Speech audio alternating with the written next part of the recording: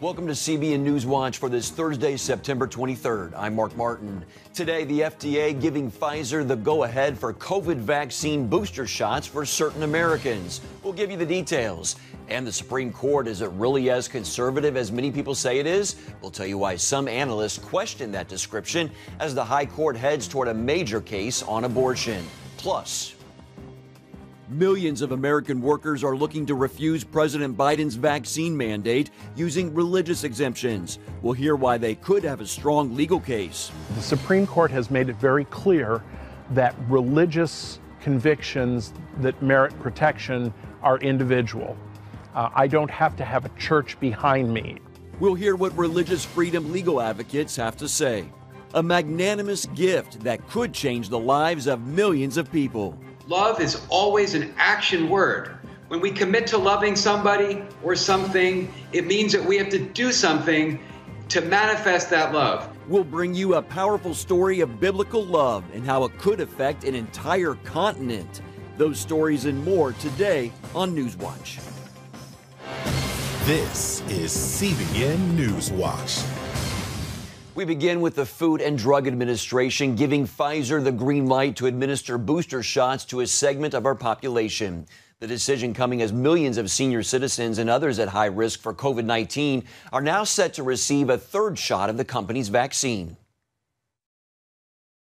The FDA authorization means tens of millions of Americans will now be eligible for the third jab. Among them, senior citizens if they've had their last shot at least 6 months ago, and those in high-risk jobs who are likely to get exposed to the virus. For example, healthcare workers, teachers, staff working at child daycares, grocery workers, and people living in homeless shelters and prisons. The CDC telling local and state health officials to hold off on giving the booster shot until they've signed off, which could come by week's end. Hopefully, Director Walensky will come out on Friday and give those final recommendations about who is at high risk and who exactly should be getting these booster shots, including those above the age of 65. For everyone else, we just need more data. People need to wait. Some health advisors are questioning the rationale for boosters and urging the CDC to wait at least another month before signing off. And those who got Moderna or Johnson & Johnson's shots will have to wait a few more weeks before the FDA can approve vaccine booster shots for those vaccines, something Dr. Anthony Fauci believes will eventually get FDA backing. I believe the correct regimen is going to be 2 doses at first and a few months later, a third dose. For J&J, it'll be the first dose, followed a few months later by the second dose. Meanwhile, President Biden is promising to buy 500 million doses of the Pfizer vaccine to donate for distribution around the world. Coming up, we'll have a look at the implications of President Biden's vaccine mandates and what's happening with people who are looking for religious exemptions. With the future of his spending agenda on the line, President Biden has been meeting with moderate and progressive Democrats, trying to come to an agreement on his $3.5 trillion social spending plan. Democrats are also dealing with raising the government's debt ceiling and keeping the government open. They say the debts that have been built up came under President Donald Trump, something Republicans disagree with.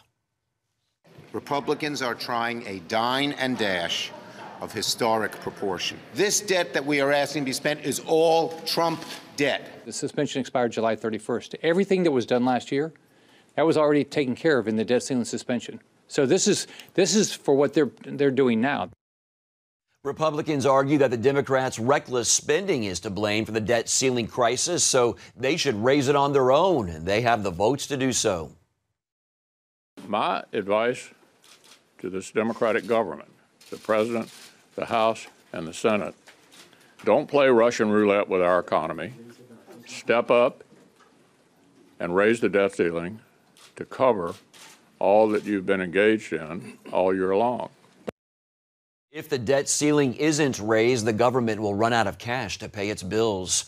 Turning now to the migrant crisis at the southern border. The governor of Texas has established what he calls a steel barrier, lining up a fleet of state vehicles to stop the surge of migrants.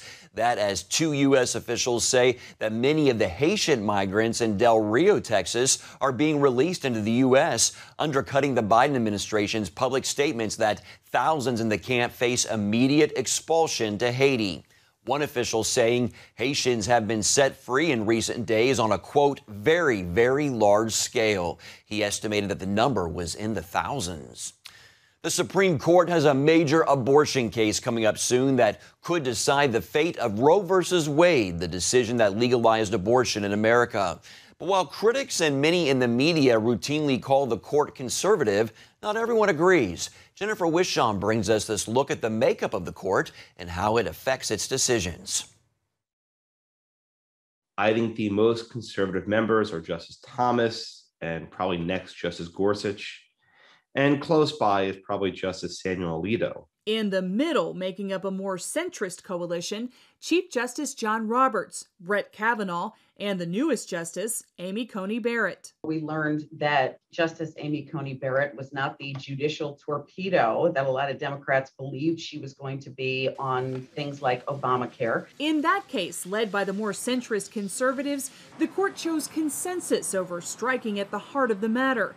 Likewise, in Fulton versus City of Philadelphia, the court ruled unanimously that the city was discriminating against a Catholic foster care agency, but stopped short of addressing the larger issue of religious liberty. That led a frustrated Justice Alito to write, "This decision might as well be written on the dissolving paper sold in magic shops." Their job is to decide whatever case is before them and not create these cockamamie schemes of what will happen in a decade. Roberts, Kavanaugh, and Barrett joined the three liberal justices to refuse hearing the case of Barronelle Stutzman, a Washington florist forced to use her art to celebrate a same-sex marriage.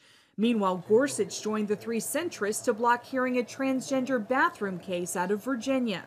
The court's conservatives, at least 3 or 4 of them, do not want to get bogged down in the transgender issue. I think they want to stay away from it. Still, next term, the court will tackle several hot-button issues like New York's handgun law and an abortion case out of Mississippi that strikes at the heart of Roe v. Wade. The fact that they have relegated this decision to one question on whether or not pre-viability restrictions are constitutional indicates to us that they are going directly to the heart of the matter and will make a determination as to whether or not Roe was good law. So how will this new alignment on the court play out?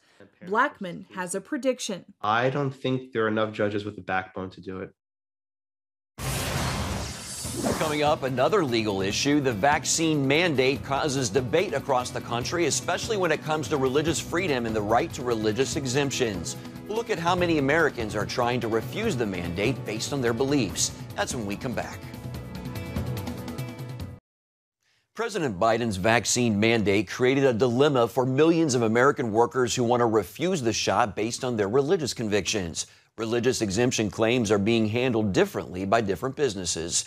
Senior national affairs correspondent Heather Sells reports it could become a legal matter that goes all the way to the Supreme Court, where justices will have to decide if American workers have the right to make such a claim. For months, evangelical leaders have encouraged followers to get the vaccine. Hi, welcome to Pastors and the Vaccine. With all kinds of campaigns to encourage the faithful, now the president's new push to mandate the shot has some in the pews opposed. Although many denominations and high-profile evangelical leaders support the vaccine, a number of people of faith also oppose it for spiritual reasons. And they're seeking guidance on how to claim a religious exemption.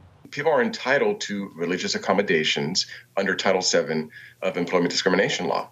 There's basic protection for faith in the workplace thanks to federal law and the Constitution. When it comes to the vaccine mandate, however, many aren't sure how to claim a religious exemption. And thousands have been calling places like the Religious Freedom Institute for help.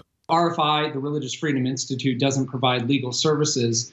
But we still receive calls with people asking, what are they able to do in light of their objections? Legal scholars say the key is not a church's doctrine, but an individual's sincerely held belief. The Supreme Court has made it very clear that religious convictions that merit protection are individual. I don't have to have a church behind me. What we want to avoid is employers, and worst of all, the federal government becoming some sort of Star Chamber inquisitorial board, probing into people's religious beliefs. If a person says, these are my reasons, I disagree with abortion, sanctity of human life, I know that the aborted fetal cells are part of the testing, that should be it. That should be the case closed on whether or not they have a sincere belief. You don't need a letter from your pastor. But Oklahoma pastor and Senate candidate Jackson Lahmeyer is doing just that, telling people that if they join his church, he'll sign their exemption. It's not an anti-vaccine thing, it's a pro-freedom thing. Berkeley cautions people to sort out their reasons and avoid pursuing this exemption if motivated by politics.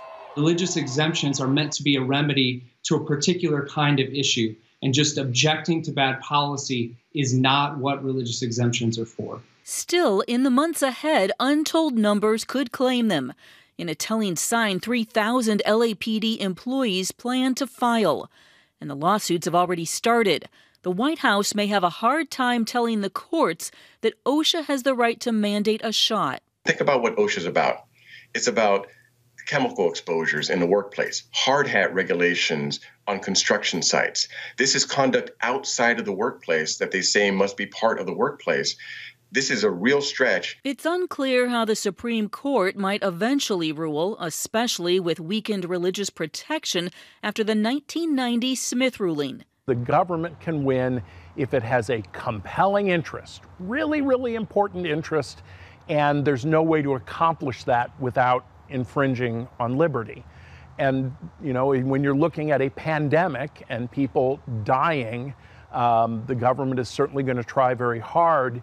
Even if they're under the tough standard, they're going to argue that we meet that standard. It's a high-stakes fight that could severely weaken or empower religious liberty in the months and years ahead.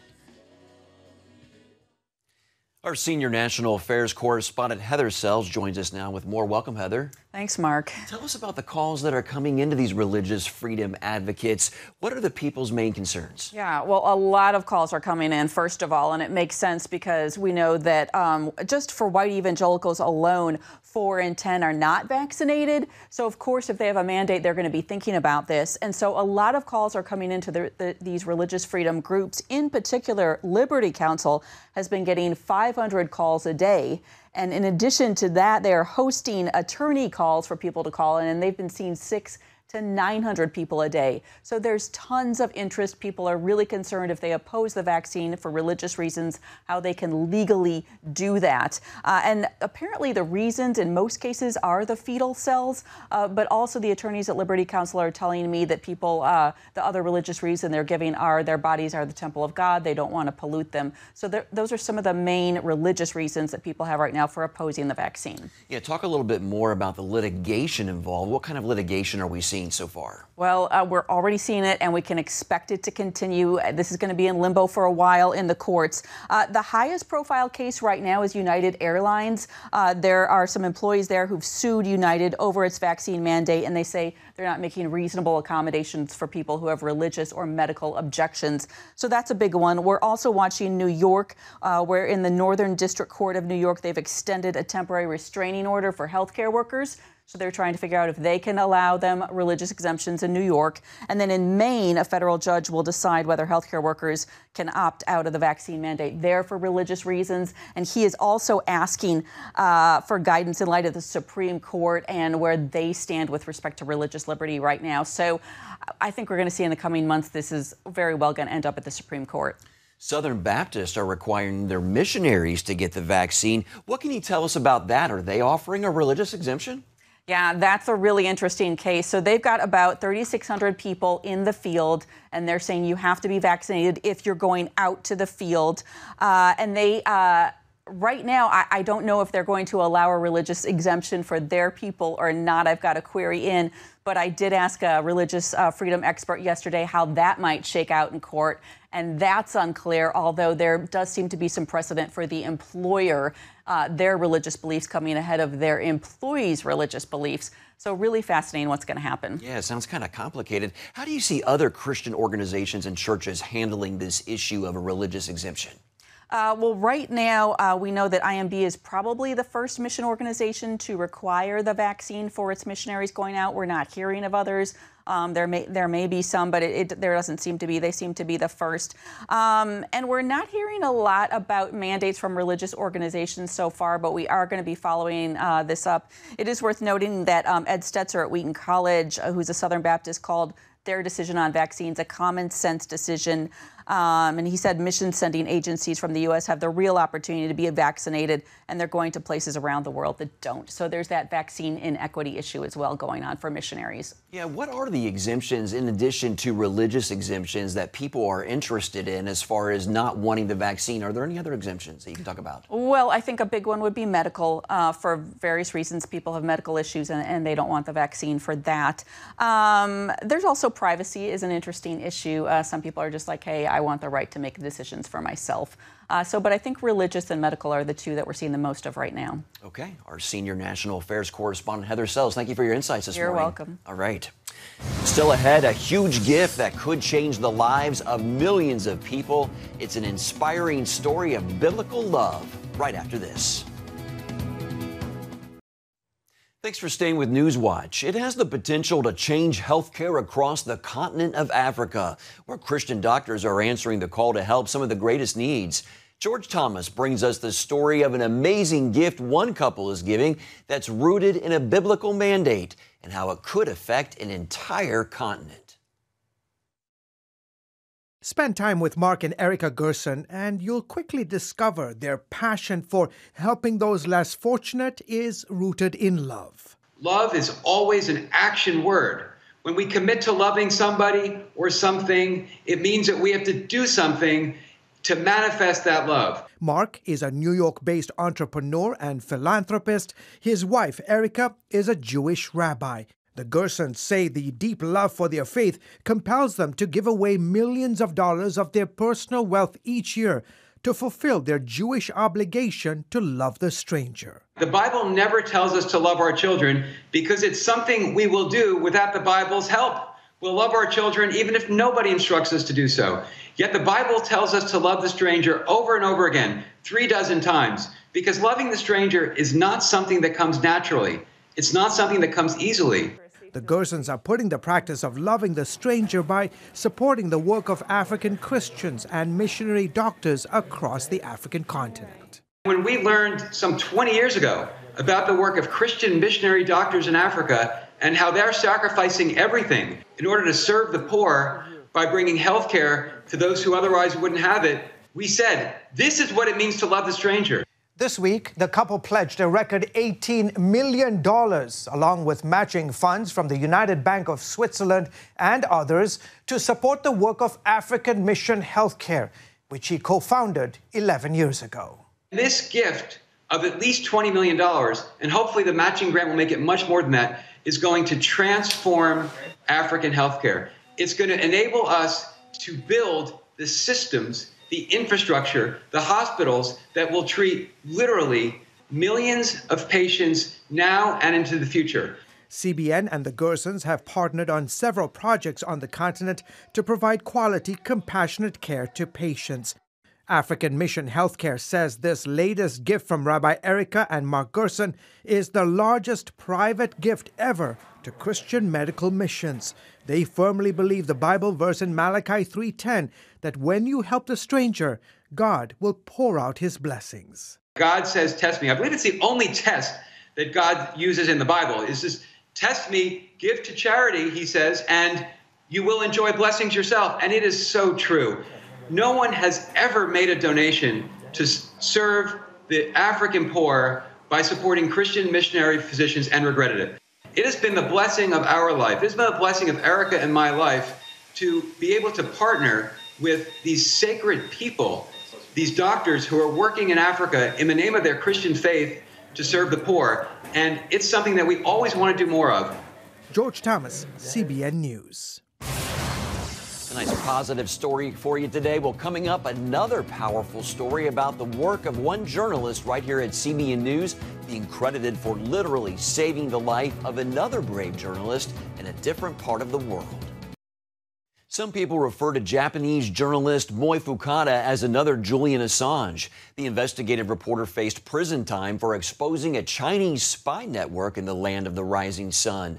She has also received death threats for revealing how Japanese and Taiwanese leaders helped China steal U.S. military secrets involving F-15 and F-35 fighter jets. Fukada shares some good news about her case on this week's episode of The Global Lane.